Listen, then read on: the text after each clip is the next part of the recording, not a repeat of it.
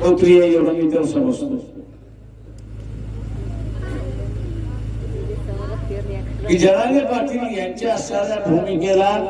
हा नाही म्हणजे हा पण नाही आणि ना पण नाही म्हणून मी की ते असणारा नरोबा कुंजोबा आहे तर इकडचे नाही तर तिकडचे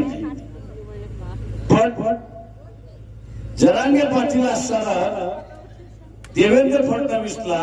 खालच्या भाषेमधून शिवाय देत असल्यामुळे ओबीसीला असं वाटतंय की तो आपला नेता आहे खराय की खोटा आहे हे फसवं राजकारण चाललंय हे आपण लक्षात घ्या हे फसवण्याचा भाग चाललाय त्या ठिकाणी तू मला शिव्या घाल मी काहीच करत नाही